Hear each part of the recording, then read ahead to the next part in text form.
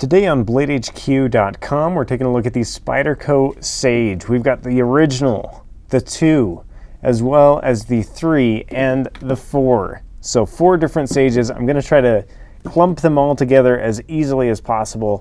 Just give you an idea of what this blade is all about. It is a delightful blade. Several guys here at BladeHQ own it, including our product manager who carries it regularly. I think it's one of his very favorites. So if the product buyer at BladeHQ is buying this knife, you know it's a good one. So first of all, 4 different varieties. So you've got this carbon fiber one, you've got the titanium handled frame lock variety. You can see that. The carbon fiber is a LinerLock right there. And then you've got the number 3, which is a bolt action. Hang on, that's number 4. Bolt action version, which is basically the Spyderco equivalent of the Axis lock, Benchmade's Axis lock. It works very nicely, very slick.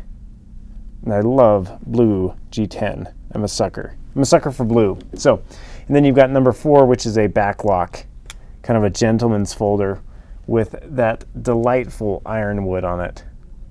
So we're going to talk about all of them really quickly, and as much as I can overlap the specs on them, I will.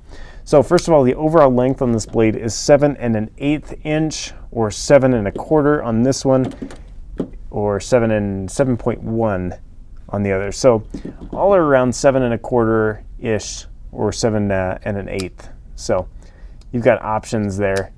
The blade length on every single one of them is 3 inches. It's the exact same blade made from S30V steel, which is a great feature on this one because the price point is so affordable. This one is $119, the carbon fiber version.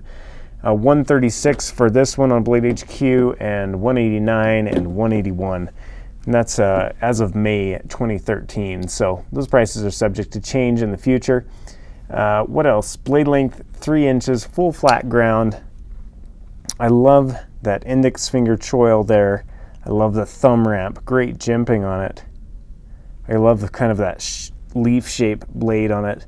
I think I just said I love 3 times, and it's warranted on this blade simply because it's just really, really nice for the price. I get stoked on it.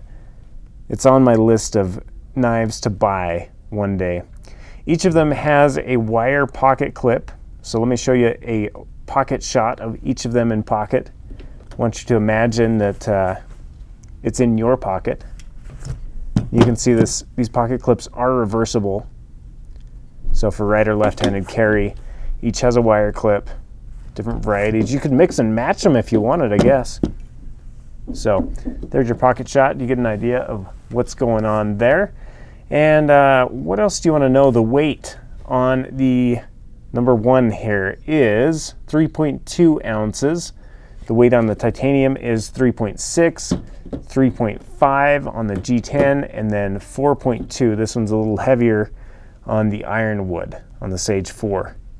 So a lot of different varieties. So let's focus on this one for just a second. It is a LinerLock, very solid lockup on it. I love the one-handed feature. I love Spyderco knives. I actually had to stop myself from buying more Spydercos and kind of branch out and do something different. So Spyderco makes some amazing knives, and I got hooked. I got hooked for a while, but I think I'm back now, back and healthy. Let me show you a comparison to a tactical clothespin just to give you a size view. I'm not going to go through all of the little measurements on these ones simply because it would take too long. So I'm going to leave the calipers away today. The edge angle is right around 15 degrees.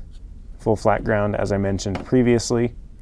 So that is the Sage, the original Sage. By the way, this is a carbon fiber laminate, so it is actually G10. I should throw this out there. I learned this the other day. It is a carbon fiber laminate, so it's just that top layer is the carbon fiber. The rest is G10. So not carbon fiber through and through, but it's still got that great carbon fiber look to it. Moving on, titanium folder. This has Chris Reeves frame lock style on it. You can see that there. Somebody mentioned once that this knife I believe they were saying the Sage in general was a tribute to Christopher. I'm not sure if that's true. I've never seen that in writing from Spyderco, but man, it's a popular blade. Christopher is a Sage and a boss. I like Christopher a lot. And if you're not aware, the knife community is very close and tight-knit. For instance, we did a Christopher shop tour, and Christopher had a Spyderco knife sitting on his desk, and a lot of people were like, oh, Spyderco knife on his desk, that little trader or whatever. But in reality, Chris mentioned to me, you know, people send me knives all the time to critique them, and it's a very close-knit community. A lot of Blade Show is spent shooting the breeze as well as critiquing people's knives and giving people advice. It's a very open community where, yeah, there is intellectual property flying around all over the place, but people get down and dirty with details on knives, and so it's cool. It's a really interesting and neat community. So this is the Sage 2 with the titanium handles. It runs for about 180 bucks on BladeHQ.com, and I like it. I like it a lot. Love that frame lock. Love me some frame lock action. I could probably sit here all day, but we're going to keep moving. So next one up is the bolt action, and I like that as well because I actually carry a Benchmade mini griptilian. That's been my EDC for about 6 months now. Highly enjoy it. And the thing I love about it is that axis lock. Just being able to flick it and a one-handed opening and closing. Exact same sort of feature here on this knife. Easy one-handed opening and closing. So, and I love that blue G10, as I mentioned. Blade centering spot on all of these, by the way. I've been sitting here looking at them as we go along. Just spot on. Spyderco makes some great, amazing knives. And these are made in Taiwan, in Taichung. This one is, at least. Let me check them all. Taichung, and Taichung. So all of the Sage series is made in Taiwan. And last but not least, we have the gentleman's style Spyderco Sage 4 with the ironwood inlays and titanium bolsters on it. So I dig it. Not a huge fan of backlocks personally, but I do own a Delica, so not much to say there. So let me show you it in hand. There you go. There you have it. Very comfy, very nice. And I think that's about it. That's mostly what I wanted to walk you guys through, was just kind of give you an idea of the 4 different models. And if you're on the fence about one or the other, now you know. These are very cool. Now you know which is which, that sort of thing. Let's do a quiz, shall we? Which one is this? Sage 1, Sage 2, Sage 3, and Sage 4. So next time you're on The Price is Right and they ask you to name the Sage varieties and their handle materials in order, you're going to be set. And I'm going to be set because I made the video. So there you have it. Very nice. Fit and finish on this is great. Just checking that out. They do a good job, especially, I mean, Spyderco, in my mind, with their imported knives, some of the very, very best in the industry as far as just quality control.